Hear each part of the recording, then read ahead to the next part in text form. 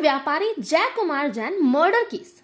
आज की कहानी ऐसी है जिस पर आप चाह कर भी यकीन नहीं कर पाएंगे। एक व्यक्ति जो कि अपने परिवार को अच्छी जिंदगी देने के लिए दिन रात मेहनत करता था और देखते ही देखते वो कर्नाटक के प्रसिद्ध कपड़ा व्यापारी जय कुमार जैन बन गया। लेकिन एक दिन जय कुमार जैन की उन्हीं के घर में जलकर मौत हो जाती है।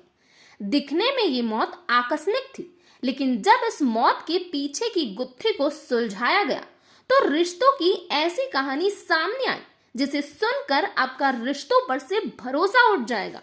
नमस्कार दोस्तों, मेरा नाम है काव्या और क्राइम की सीरीज में एक बार फिर से आप सभी का स्वागत है। इस कहानी की शुरुआत कैसे हुई और इस कहानी में आगे क्या कुछ हुआ, जानेंगे सब कुछ सिलसिलेवार तरीके से। आपने अभी तक मेरे इस चैनल को सब्सक्राइब नहीं किया तो सबसे पहले चैनल को सब्सक्राइब कर ले। आज की ये कहानी कर्नाटक के बेंगलुरु के राजाजी थाना क्षेत्र में नागराज रोड स्थित 5th ब्लॉक में रहने वाले जैन परिवार की है। इस परिवार में जय कुमार जैन अपनी पत्नी पूजा जैन और 2 बच्चों के साथ रहते थे। जय कुमार जैन की 15 वर्षीय बेटी है जिसका नाम ईशा है और एक बेटा है जिसका नाम विवेक है।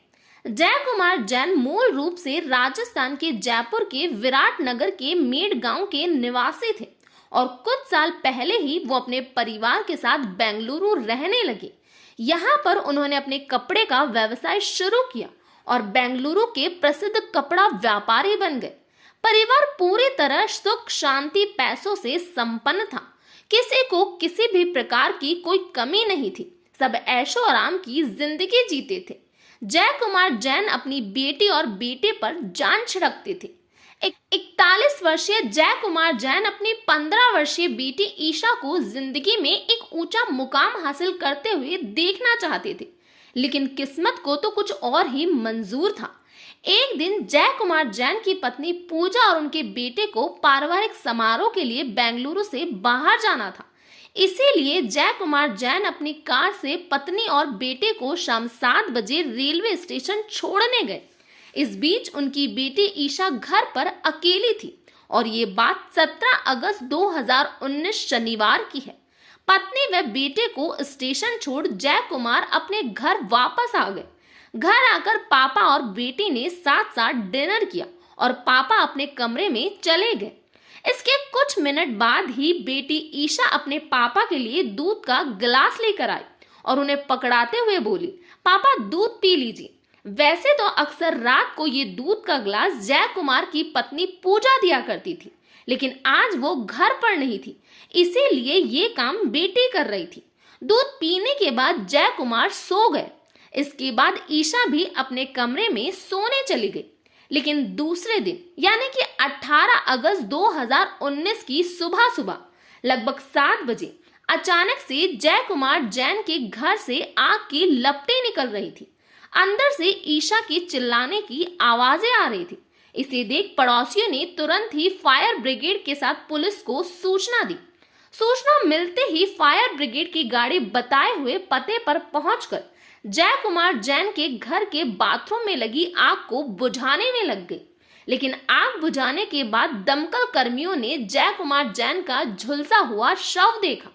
कपड़ा व्यापारी जय कुमार जैन के घर में आग लगने और जलकर उनकी मृत्यु होने की बात जब लोगों को पता चली तो किसी को इस बात पर भरोसा ही नहीं था।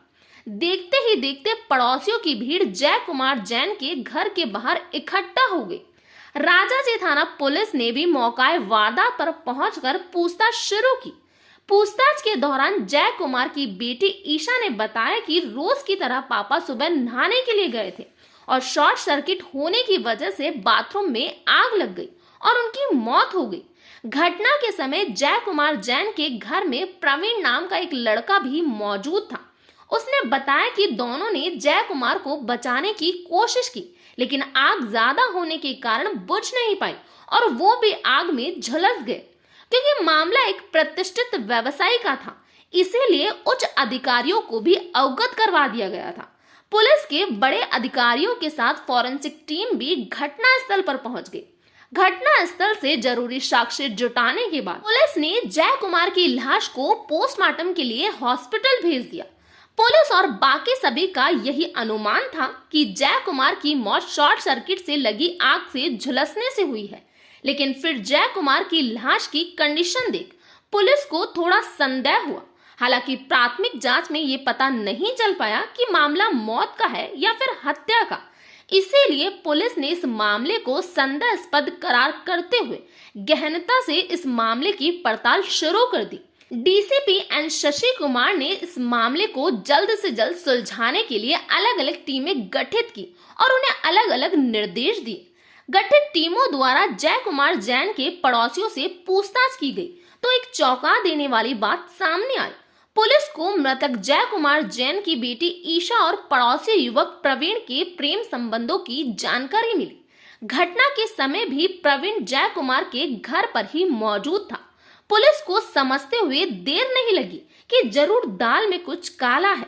मकान में जांच के दौरान फॉरेंसिक टीम को गद्दे पर खून के निशान मिले थे जिन्हें साफ किया गया था। इसके साथ ही जमीन और दीवारों पर भी खून के छींटे मिले थे। दूसरे दिन पोस्टमार्टम रिपोर्ट आने पर सत्यता पूरी तरह स्पष्ट हो गई और ये साफ हो गया कि जय कुमार जैन के झुलसने से पहले उसकी हत्या किसी धारदार हथियार से की गई है।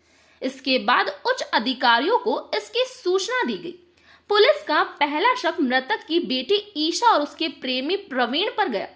पुलिस ने दूसरे ही दिन दोनों को हिरासत में लेकर दोनों से घटना के संबंध में अलग अलग पूछताछ की, जिससे दोनों ही संतोषजनक जवाब नहीं दे पाए और तो और दोनों के जवाब भी अलग अलग थे।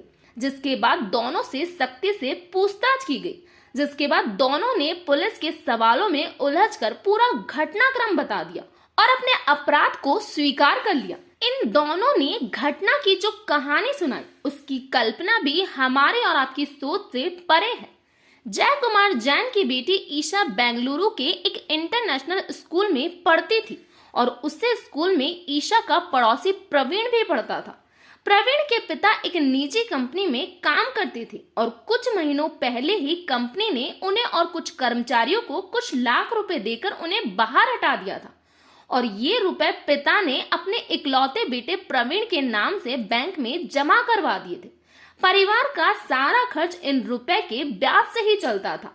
ईशा और प्रवीण में पिछले 5 सालों से दोस्ती थी और दोनों रिलेशन में थे। प्रवीण ईशा से 3 साल सीनियर था। फिलहाल राशि 10वीं की छात्रा थी और प्रवीण इंटर करने के बाद बेंगलुरु के एक प्राइवेट कॉलेज में बीकॉम फर्स्ट ईयर में एडमिशन ले लिया था। अलग अलग स्कूल कॉलेज होने के कारण दोनों का मिलना बहुत ही कम हो पाता था। इसके चलते ईशा अपने बॉयफ्रेंड से फोन पर बातें किया करती थी। बेटी का अक्सर देर तक चैटिंग करना और फोन पर लगे रहना पिता जय कुमार को जरा भी पसंद नहीं था। बेटे को लेकर पिता के मन में सुनहरे सपने थे, इसीलिए जय कुमार को बेटी और प्रवीण के रिश्ते से आपत्ति थी। जय कुमार ने बेटी ईशा को कई बार प्रवीण से दूर रहने की कहा था, लेकिन बेटी ईशा को पिता की ये हिदायतें जरा भी पसंद नहीं थी, क्योंकि दिखने में ईशा काफी स्मार्ट थी। अपनी उम्र से भी ईशा बड़ी लगती थी। उसे फैशन के हिसाब से कपड़े पहनना पसंद था और तो और उसकी सहेलियां भी उसके ही जैसे विचारों की थी। ये हमेशा आपस में फैशन, कपड़ों और प्यार मोहब्बत की बातें किया करती थी। पुलिस जांच में सामने आया कि एक बार परिवार को गुमराह कर ईशा अपनी सहेलियों और बॉयफ्रेंड प्रवीण के साथ मुंबई चली गई थी और वहां जाकर उसने अपनी मां को फोन किया और ये कहा कि वो 4 दिन बाद घर आएगी। 4 दिन मुंबई में रहकर उसने कहीं फोटोशूट करवाया और फैशन शो में भाग लिया। घर लौटने पर जब इसकी जानकारी जय कुमार को लगी तो वह बेटी से बेहद ही नाराज थे और उन्होंने ईशा की घर लौटने पर बेल्ट से पिटाई की। जब जय कुमार ने ईशा की सहेलियों को फोन लगाया तो पता चला कि वह केवल अपने प्रेमी के साथ मुंबई गई थी, जिस पर जय कुमार ने गुस्से में ईशा का फोन भी छीन लिया। ईशा बचपन को छोड़कर जवानी की दहलीज पर कदम रख चुकी थी। बेटी के रंग ढंग देख पिता को अक्सर बेटी की चिंता रहती थी, जबकि ईशा के ख्यालों में दोस्त से प्रेमी बने प्रवीण की तस्वीरें रहती थी। वो चाहती थी कि वो हमेशा अपने प्रेमी के साथ रहे। जब पिता द्वारा इतनी पाबंदियां लगा दी गई, अब ईशा और प्रवीण चोरी चोरी शॉपिंग मॉल में मिलने लगे। पिता द्वारा मोबाइल छीनने की बात जब ईशा ने प्रेमी को बताई तो प्रेमी ने ईशा को नया मोबाइल लाकर दे दिया और दोनों फिर से फोन पर बात करने लगे। लेकिन जल्द ही इसका भी पता जय कुमार को चल गया। उन्होंने ये मोबाइल भी ईशा से छीन लिया। पिता की रोक टोक और हिदायतों से ईशा का मन विद्रोही हो गया। उसने ये सारी बातें अपने प्रेमी को बताई और ये कहा कि अपनी आजादी वापस पाने के लिए उसे कोई ना कोई कदम उठाना ही पड़ेगा। और यहीं से शुरू होता है हत्या का ये खतरनाक खेल। जय कुमार की बेटी ईशा ने बताया कि वो पिछले 1 महीने से पिता की हत्या की प्लानिंग कर रही थी। इसके लिए उसने कई सारे टीवी सीरियल, इंटरनेट में हत्या के तरीके खोजे और प्रवीण के साथ इस हत्या का षड्यंत्र रचा। दोनों जुलाई महीने से ही हत्या की कोशिश कर रहे थे, लेकिन सफलता नहीं मिल पा रही थी। और आखिरकार जब 17 अगस्त को ईशा की माँ और भाई शादी समारोह में गए तो उनको मौका मिल गया और एक बेटी ने अपने ही पिता को मारने की योजना बना डाली। जब जय कुमार अपनी पत्नी और बेटे को स्टेशन छोड़कर घर आए तो उन्होंने ईशा के साथ डिनर किया और जो दूध ईशा ने अपने पिता को दिया था उसमें 6 नींद की गोलियां मिला दी, जिन्हें पीकर जय कुमार जैन कुछ ही पल में बेहोश हो गए। पिता के बेहोश होने के बाद ईशा ने अपने प्रेमी प्रवीण को फोन कर घर बुलाया। प्रवीण एक चाकू अपने साथ लाया और एक चाकू ईशा अपने किचन से लाई। दोनों ने बिस्तर पर पड़े जय कुमार पर चाकुओं से वार किया और इसके बाद खून के छींटों को साफ किया। बेड की चादरों को रात को ही वॉशिंग मशीन में धोकर सुखाने डाल दिया और यहाँ से आगे की योजना बनाई। सुबह होते ही ईशा 3 बोतलों में पेट्रोल भरकर घर लाई। प्रवीण पहले ही जय कुमार की लाश को बाथरूम में ले जा चुका था। दोनों ने लाश पर पेट्रोल छिड़क कर आग लगा दी और इसके आगे की कहानी आप सभी को पता है। तो ये था पूरा मामला। इस घटना के बारे में आपका क्या कहना है प्लीज कमेंट बॉक्स में बताइए। तो आज के लिए इतना ही। Thank you.